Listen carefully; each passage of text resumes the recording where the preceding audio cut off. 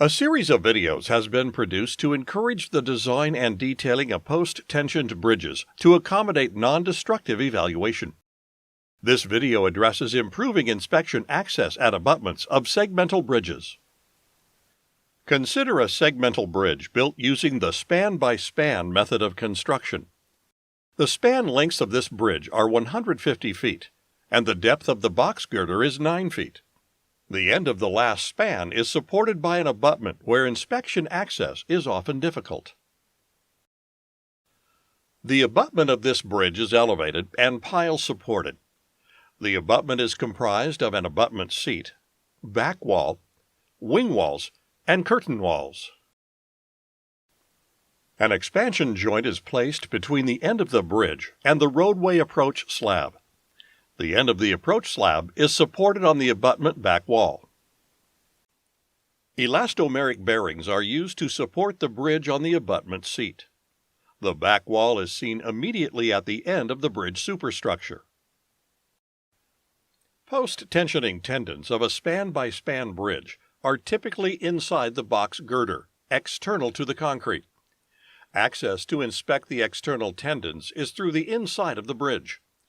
At interior supports, the post-tensioning tendons overlap to provide longitudinal continuity.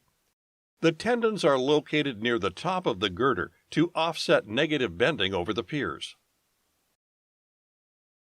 Leaving the pier segment, the tendons move to the bottom of the box girder, passing through tendon deviators.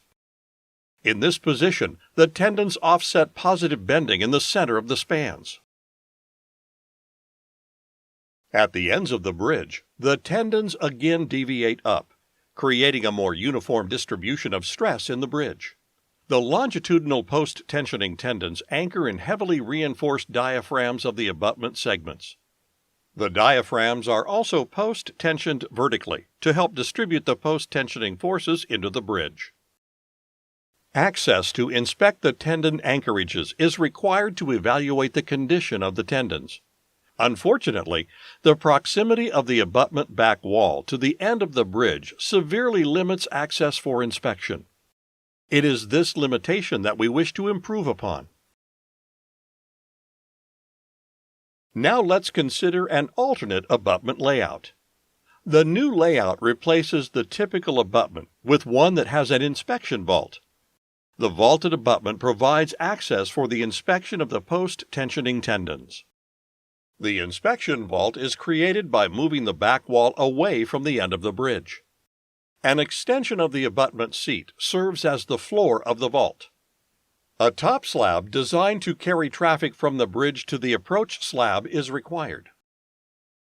The expansion joint is now placed between the bridge and the top slab of the vaulted abutment. Front walls are added to the abutment in order to enclose the vault and limit access from outside. The inspection vault is reached from inside the bridge, passing through the opening in the abutment segment diaphragm. Now, from inside the vault, the ends of the post-tensioning tendons are readily accessible. Inspectors can more easily view the condition of the anchorages and perform non-destructive testing.